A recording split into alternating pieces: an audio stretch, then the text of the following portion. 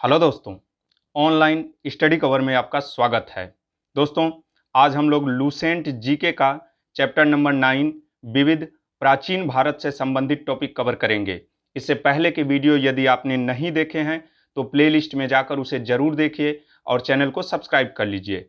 तो चलिए शुरू करते हैं। आज का पहला क्वेश्चन है, किस विदेशी यात्री ने भारत का दौरा सबसे पहले किया था? तो किस विदेशी यात्री ने भारत का दौरा सबसे पहले किया था? तो यह मेगस्थनीज था। कौन था? मेगस्थनीज। आगे चलते हैं, व्याख्या देख लेते हैं इसकी। मेगस्थनीज एक यूनानी शासक सेल्यूकस निकेटर का राजदूत था जो 302 ईसा पूर्व चंद्रगुप्त मौर्य के दरबार में आया था। तो मेगस्थनीज किसके दरबार में आया था? तो चंद्रगुप्त मौर्य के दरबार में आया था। यह 6 वर्षों तक चंद्रगुप्त मौर्य के दरबार में रहा और इंडिका नामक पुस्तक लिखी। तो चंद्रगुप्त मौर्य के दरबार में कौन आया था? तो मेगस्थनीज आया था। और मेगस्थनीज ने कौन सी पुस्तक लिखी थी? तो यह इंडिका नामक पुस्तक लिखी थी। ठीक है। वेनसांग, यह भी चीनी यात्री था जो हर्षवर्धन के शासनकाल में भारत आया था और यह 630 ईस्वी से लेकर 643 ईस्वी तक भारत में रहा तथा 6 वर्षों तक नालंदा विश्वविद्यालय में शिक्षा ग्रहण की। वेनसांग के भ्रमण वृत्तांत को सीयूकी नाम से भी जाना जाता है। ठीक है। और वेनसांग की पुस्तक का नाम क्या था? सीयूकी। इत्सिंग, यह चीनी यात्री 7वीं शताब्दी में भारत की यात्रा की थी। इसने नालंदा विश्वविद्यालय तथा विक्रमशिला विश्वविद्यालय का वर्णन किया था। ठीक है। फाहियान, यह कुमार जी के शिष्य थे। ठीक है। और चंद्रगुप्त द्वितीय के शासनकाल के दौरान 5वीं ईस्वी में यह भारत आए थे। ठीक है।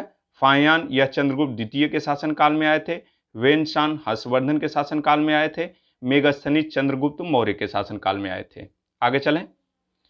प्राचीन भारत में निम्नलिखित में से कौन सा विद्या अध्ययन का केंद्र नहीं था? तो कौन सा विद्या अध्ययन का केंद्र नहीं था? तो यह कौशाम्बी नहीं था। कौन सा? कौशाम्बी। आगे चलें। शून्य की खोज किसने की थी? तो शून्य की खोज यह आर्यभट्ट ने की थी। किसने की थी? आर्यभट्ट ने। आगे चलें। महापाषाण संस्कृति 1500 ईसा पूर्व से 1000 ईसा पूर्व हमें दक्षिण भारत के उस ऐतिहासिक युग से परिचित कराती है जब महापाषाण काल में उपयोग में लाए जाते थे। तो महापाषाण काल में क्या उपयोग में लाए जाते थे? तो बड़े पत्थरों से घेरी गई समाधियां यानी कब्रें। तो आपका आंसर क्या हो जाएगा? बी। क्या हो जाएगा? बी। आगे चलें। किस पुस्तक का 15 भारतीय और 40 विदेशी भाषाओं में अनुवाद किया जा चुका है? तो किस पुस्तक का 15 भारतीय और 40 विदेशी भाषाओं में अनुवाद किया जा चुका है? तो यह पुस्तक कौन सी है? पंचतंत्र। कौन सी है? पंचतंत्र। ठीक है। पंचतंत्र के लेखक कौन है? तो विष्णु शर्मा। आगे चलें। न्यूमिस्मेटिक्स क्या है? न्यूमिस्मेटिक्स क्या है? तो यह क्या है? सिक्कों व धातुओं का अध्ययन। ठीक है। न्यूमिस्मेटिक क्या है? सिक्कों व धातुओं का अध्ययन इसी के द्वारा किया जाता है। आगे चलें। हितोपदेश के लेखक कौन है? हितोपदेश पुस्तक के लेखक कौन है? तो यह नारायण पंडित हैं। कौन है? नारायण पंडित। आगे चलें। नाट्यशास्त्र की रचना किसने की थी? तो नाट्यशास्त्र की रचना यह भरत मुनि ने की थी। किसने? भरत मुनि ने। आगे चलें, व्याख्या देख लेते हैं इसकी। नाटकों के संबंध में शास्त्रीय जानकारी को नाट्यशास्त्र कहते हैं। इस जानकारी का सबसे पुराना ग्रंथ भी नाट्यशास्त्र के नाम से जाना जाता है जिसके रचयिता भरत मुनि हैं। ठीक है। इनका समय विवादास्पद है। इन्हें 400 ईसा पूर्व से लेकर 100 ईस्वी सन के बीच किसी भी समय का माना जाता है। इनके द्वारा रचित ग्रंथ नाट्यशास्त्र भारतीय नाट्य और काव्य शास्त्र का आदि ग्रंथ है। ठीक है। आगे चलें। विक्रम संवत का प्रारंभ कब हुआ था?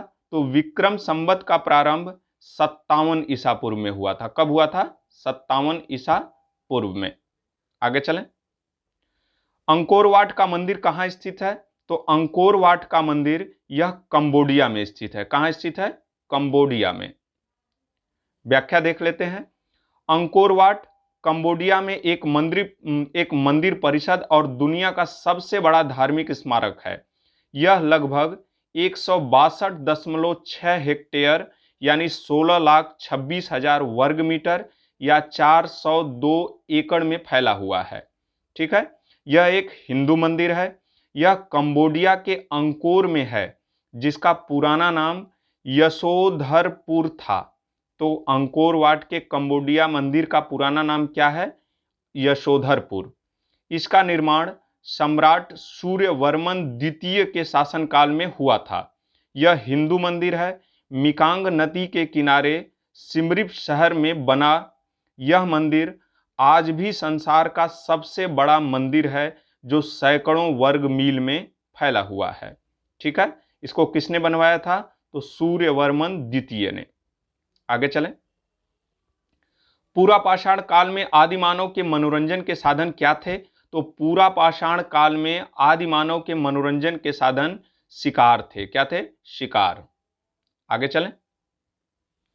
निम्नलिखित में से किसको चालकोलिथिक एज भी कहा जाता है?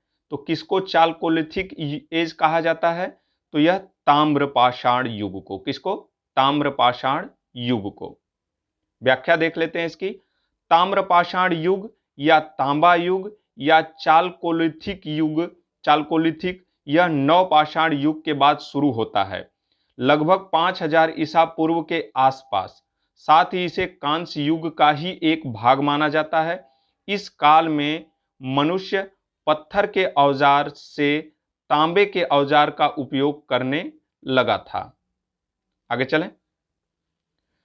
स्वप्नवासवदत्ता के लेखक कौन हैं? स्वप्नवासवदत्ता के लेखक कौन हैं? तो ये भास हैं। कौन है? भास। आगे चलें, व्याख्या देख लेते हैं। सबसे पहले संपूर्ण नाटक रचने का श्रेय भास को है। स्वप्नवासवदत्ता भास की प्रमुख रचनाओं में से एक है।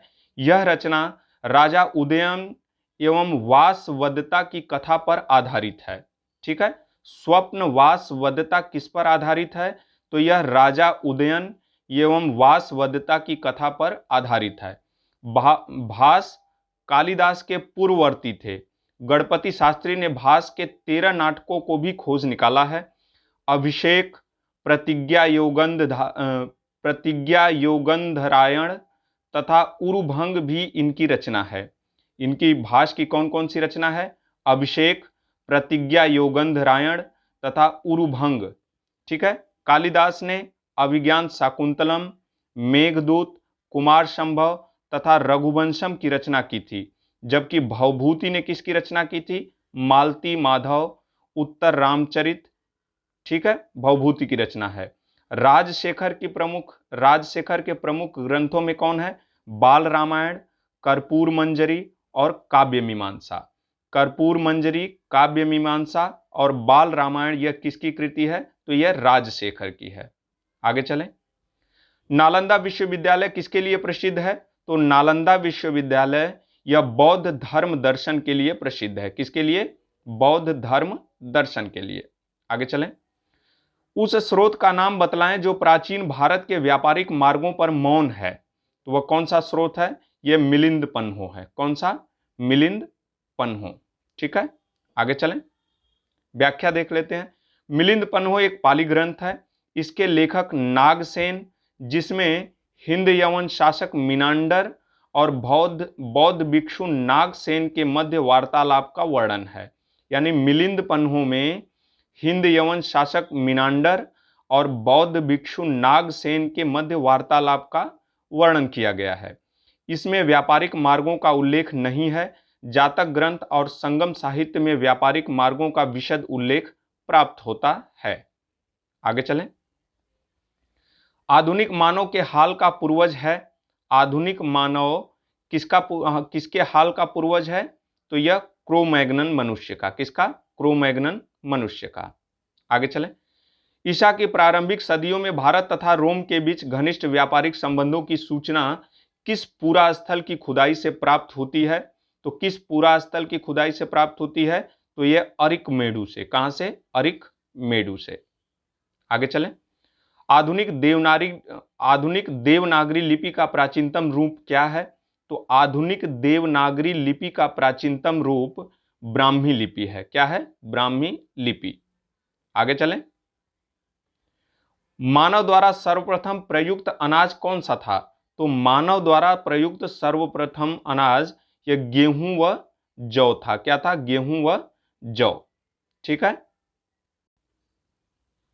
आगे व्याख्या देख लेते हैं इसकी।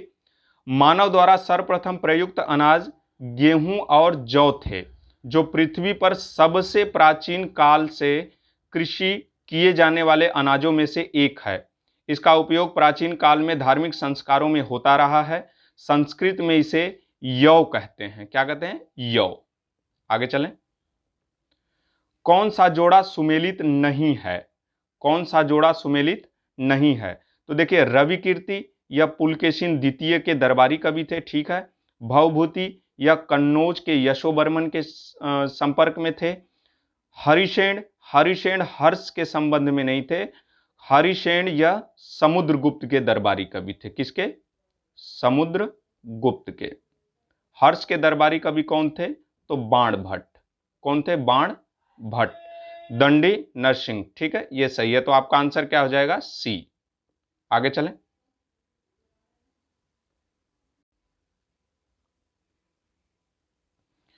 काव्य शैली का प्राचीनतम नमूना किसके अभिलेख में मिलता है? तो काव्य शैली का प्राचीनतम नमूना यह मिलता है रुद्रदामन के अभिलेख में। किसमें? रुद्रदामन के अभिलेख में मिलता है। आगे चलें। निम्नलिखित में से कौन सा बंदरगाह पोंड के नाम से द पेरिस ऑफ इरिस्टियन सी यानी लाल सागर का भ्रमण के अज्ञात नामा लेखक को ज्ञात है? तो यह कौन सा है? अरिकमेडु। कौन सा है? अरिकमेडु। ठीक है, 22वां का ए। आगे चलें, व्याख्या देख लेते हैं। अरिकमेडु एक ऐतिहासिक स्थल है। यह पूरा स्थल पौंडीचेरी से 3 किलोमीटर दक्षिण में उष्णकटिबंधीय तट पर स्थित है। पेरिप्लस में इसे पोंडके कहा गया है। इस जगह उत्खनन में पुरातन कालीन रोमन चीजें मिली हैं। ठीक है, आगे चलें। ताम्रपाषाण काल में महाराष्ट्र के लोग मृतकों के घर के फर्श के नीचे किस तरह रखकर दफनाते थे? तो किस तरह रखकर दफनाते थे? तो ये उत्तर से दक्षिण की ओर। किधर? उत्तर से दक्षिण की ओर। आगे चलें, व्याख्या देख लेते हैं इसकी। महाराष्ट्र के ताम्रपाषाण कालीन संस्कृति के नेवासा, दायमाबाद, कोठे, चंदोली, इनाम गांव आदि पुरा स्थलों में घरों से मृतकों को अस्थि कलश में रखकर उत्तर से दक्षिण स्थित में घरों के फर्श के नीचे दफनाए जाने के साक्ष्य मिले हैं। कब्र में मिट्टी की हड्डियां और तांबे की कुछ वस्तुएं भी रखी जाती थी। ठीक है, आगे चलें। भीमबेटका किसके लिए प्रसिद्ध है? भीमबेटका किसके लिए प्रसिद्ध है? तो यह गुफाओं के शैल चित्र के लिए। किसके लिए? गुफाओं के शैल चित्र के लिए प्रसिद्ध है। व्याख्या देख लेते हैं। भीमबेटका की गुफाएं मध्य प्रदेश के रायसेन जिले में है। ये पाषाणी आश्रय मध्य भारतीय पठार के दक्षिण छोर पर विंध्य पर्वतमाला के तलहटी में है। डॉक्टर बी एस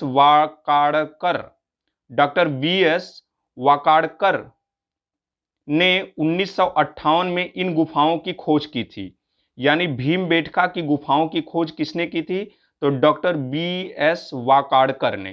किसने? डॉक्टर बी एस वाकाड़कर ने। ठीक है। भीमबेटका शब्द भीमबाटिका से बना है। इन गुफाओं का नाम महाभारत के 5 पांडवों में से एक भीम के नाम पर रखा गया है। भीमबेटका का अर्थ भीम के बैठने का स्थान है। आगे चलें। सूची 1 को सूची 2 से सुमेलित कीजिए। सूची 1 को सूची 2 से सुमेलित कीजिए। ठीक है। रामेश्वरम यह किस राज्य में है? तो रामेश्वरम यह तमिलनाडु में पड़ता है। ठीक है, 2 हो जाएगा। द्वारका गुजरात में पड़ता है, 3 हो जाएगा। सारनाथ यह उत्तर प्रदेश में पड़ता है, 1 हो जाएगा। महाकालेश्वर यह मध्य प्रदेश में पड़ता है, तो 4 हो जाएगा। 2, 3, 1, 4 किस ऑप्शन में है? 2, 3, 1, 4 ये ए में है। कहां? ए में। तो आपका आंसर क्या हो जाएगा? ए। आगे चलें। भारतवर्ष के लिए इंडिया शब्द का प्रयोग सर्वप्रथम किसने किया था? तो भारतवर्ष के लिए इंडिया शब्द का प्रयोग सबसे पहले हेरोडोटस ने किया था। किसने किया था? हेरोडोटस ने। ठीक है, आगे चलें।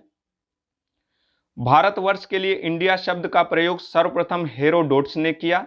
हेरोडोटस लगभग 494 ईसा पूर्व में फारसी साम्राज्य में पैदा हुआ था। रोमन वक्ता और लेखक सिसरो ने अपने प्रसिद्ध काम द हिस्ट्री के लिए उन्हें इतिहास का पिता कहा जाता है।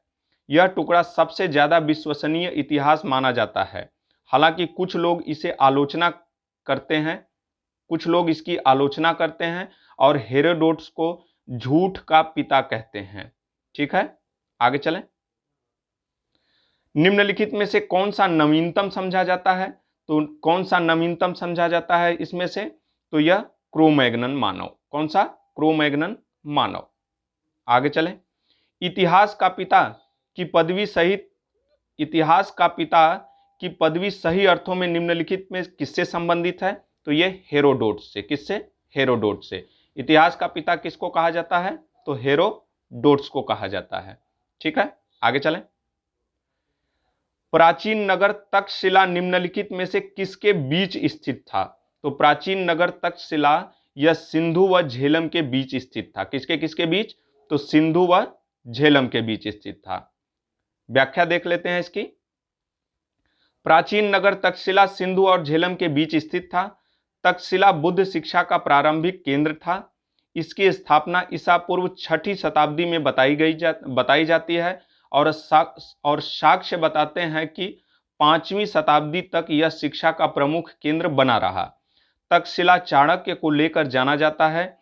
चाणक्य ने अपनी पुस्तक अर्थशास्त्र तक्षशिला में ही लिखी थी और मौर्य सम्राट चंद्रगुप्त और आयुर्वेद चिकित्सक चरक ने भी तक्षशिला से ही शिक्षा प्राप्त की थी।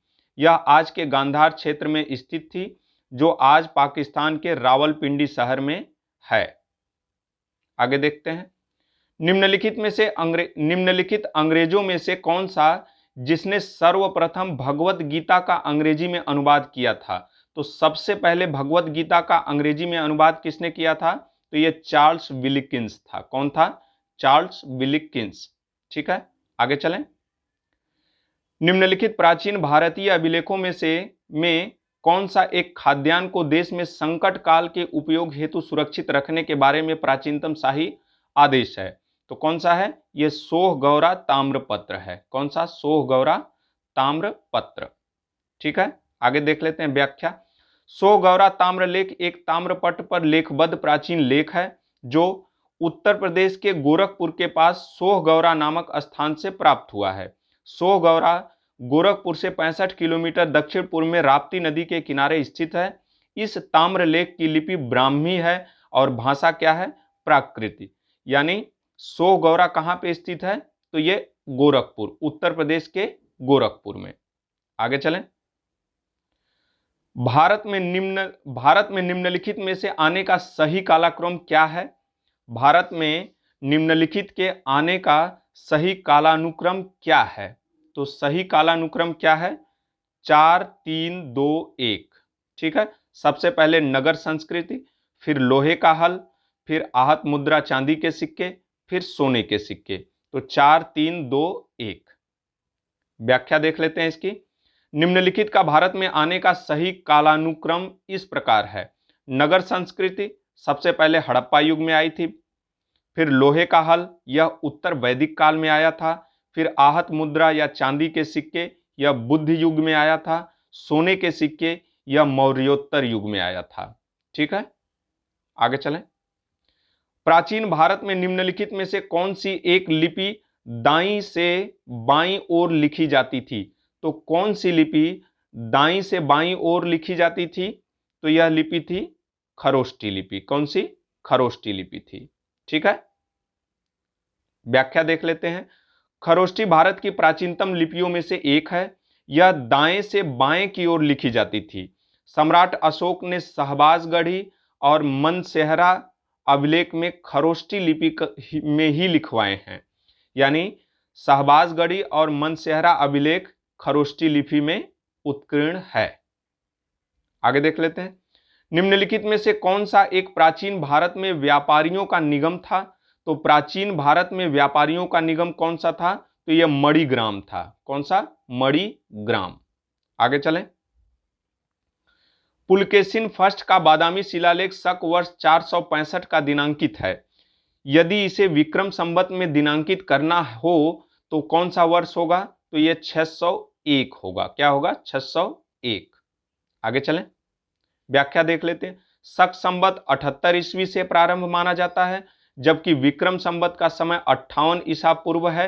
अतः यदि बादामी शिलालेख को विक्रम संवत में दिनांकित करना हो तो 465 प्लस 78 प्लस 58 इक्वल टू 601 होगा, अर्थात 601 विक्रमी अंकित करना होगा। आगे सूची 1 को सूची 2 से सुमेलित कीजिए। तो सूची 1 को सूची 2 से सुमेलित करते हैं। तो देखिए, गुप्त ये देवगढ़ गुप्त से संबंधित था। चंदेल खजुराहो से संबंधित था। तो 4, 3 चालुक्य यह बादामी से संबंधित था। पल्लव ये पनमलय से संबंधित था। ठीक है, 4, 3, 1, 2। तो आपका आंसर क्या हो जाएगा? ए। क्या हो जाएगा? ए। आगे चलें, सूची 1 को सूची 2 से सुमेलित कीजिए। कर लेते हैं। चेर की राजधानी कहाँ थी? करियूर या वांजी थी। चोल की राजधानी पुहर या कावेरीपट्टनम एवं उरेयूर थी। पांड्य की राजधानी कहाँ थी? कोकई या मदुरई। ठीक है, तो आपका ऑप्शन क्या हो जाएगा? 1, 2, 3। क्या हो जाएगा? 1, 2, 3। आगे चलें। मुद्रा राक्षस नामक पुस्तक के लेखक कौन थे? तो मुद्रा राक्षस नामक पुस्तक के लेखक विशाख दत्त हैं। कौन से? विशाख दत्त। कौन थे? विशाख दत्त। आगे चलें। बौद्ध, जैन एवं ब्राह्मण धर्मों में कौन सी धारणा एक जैसी है? तो बौद्ध, जैन, ब्राह्मण धर्मों में कौन सी धारणा एक जैसी है? तो यह कर्मवाद का सिद्धांत। कौन सा? कर्मवाद का सिद्धांत। आगे चलें। बिहार महान धार्मिक केंद्र है। तो बिहार किसका धार्मिक केंद्र है? तो यह सिखों का भी धार्मिक केंद्र है, जैनों का भी धार्मिक केंद्र है, बौद्धों का भी धार्मिक केंद्र है। यानी आपका ऑप्शन क्या हो जाएगा? यह सभी के लिए है। आपका ऑप्शन क्या हो जाएगा? डी। बिहार में हिंदू, मुसलमान, बुद्ध, जैन एवं सिख धर्म के अनेक महत्वपूर्ण तीर्थ स्थल हैं। इनमें गया हिंदू के लिए है, मनेर एवं फुलवारी शरीफ यह मुसलमानों के लिए है, राजगीर, वैशाली व बोध गया यह बुद्ध यानी बौद्धों के लिए है, पावापुरी जैनों के लिए है और पटना साहिब यह सिखों के लिए है। गोलघर आदि उल्लेखनीय धार्मिक एवं भ्रमणीय स्थल हैं। कौन सुमेलित नहीं है? कौन सा सुमेलित नहीं है? तो देखिए, हिंदू धर्म गीता बिल्कुल सही है, मुस्लिम धर्म कुरान बिल्कुल सही है, बौद्ध धर्म धम्मपद बिल्कुल सही है, लेकिन जैन धर्म ये गलत है। तो आपका ऑप्शन क्या हो जाएगा? डी। व्याख्या देख लेते हैं आगे। हिंदू धर्म भगवद गीता, हिंदू धर्म की पवित्र पुस्तक भगवद गीता, मुस्लिम धर्म की पवित्र पुस्तक कुरान, बौद्ध धर्म की पवित्र पुस्तक धम्मपद, जैन धर्म बाइबिल, जैन धर्म तत्वार्थ सूत्र ये बाइबिल, जैन धर्म बाइबिल नहीं है, ईसाई धर्म बाइबिल है। ठीक है, ईसाई धर्म बाइबिल और जोरास्ट्रियन धर्म ये अवेस्ता। ठीक है, हिंदू धर्म भगवद गीता, मुस्लिम कुरान, बौद्ध धम्मपद, जैन धर्म तत्वार्थ सूत्र, ईसाई धर्म बाइबिल और जोरास्ट्रियन धर्म ये अवेस्ता से संबंधित है। आगे चलें। निम्नलिखित युग्मों में कौन एक सही सुमेलित नहीं है? निम्नलिखित युग्मों में कौन एक सही सुमेलित नहीं है? तो देखिए, कर्पूर मंजरी अभी हमने पीछे पढ़ा, इसके लेखक राजशेखर हैं। कौन है? राजशेखर। मालविकाग्निमित्र, कालिदास, मुद्रा राक्षस विशाख दत्त, सौंदरानंद या अश्वघोष। ठीक है, बाकी सब सही है। कर्पूर मंजरी संस्कृत के प्रसिद्ध नाटककार एवं काव्य मीमांसक राजशेखर द्वारा रचित प्राकृतिक नाटक है। मानव द्वारा सर्वप्रथम प्रयुक्त धातु कौन सी है? तो मानव द्वारा सबसे पहले प्रयुक्त किया गया था तांबा। क्या था? तांबा था। आगे चलें। प्राचीन कालीन भारत में हुई वैज्ञानिक प्रगति के संदर्भ में निम्नलिखित में से कौन सा कथन सही है? तो कौन सा कथन सही है? तो इसमें पहला सही है, प्रथम शती ईस्वी में विभिन्न प्रकार के विशिष्ट शैल्य औजारों का उपयोग आम था। ठीक है, पहला सही है। तीसरी सदी ईस्वी में आरंभ में मानव शरीर के आंतरिक अंगों के प्रत्यारोपण शुरू हो चुका था, ये गलत है। ठीक है। पांचवी सदी ईस्वी में कोण में ज्या साइन का सिद्धांत ज्ञात था, यह सही है। और सातवीं सदी ईस्वी में चक्रीय चतुर्भुज का सिद्धांत ज्ञात था, यह भी सही है। तो पहला, तीसरा, चौथा सही है। आपका ऑप्शन क्या हो जाएगा? सी। आगे चलें। दोस्तों, वीडियो पसंद आए, मेहनत अगर पसंद आ रही है तो लाइक करना, चैनल को सब्सक्राइब करना। आगे चलते हैं। प्राचीन भारत में यौधेय कौन थे? प्राचीन भारत में यौधेय कौन थे? तो एक गणतांत्रिक जनजाति थी। क्या थी? एक गणतांत्रिक जनजाति। लास्ट क्वेश्चन है, बोरोबुद्दूर किसका स्थल है? बोरोबुद्दूर किसका स्थल है? तो यह जावा में 8वीं शताब्दी ईस्वी में निर्मित एक बृहद स्तूप था। क्या था? जावा में 8वीं शताब्दी ईस्वी में निर्मित एक बृहद स्तूप था। ठीक है दोस्तों, इस वीडियो को यहीं कंप्लीट करते हैं। कल एक नए वीडियो के साथ हाजिर होंगे। तब तक के लिए धन्यवाद।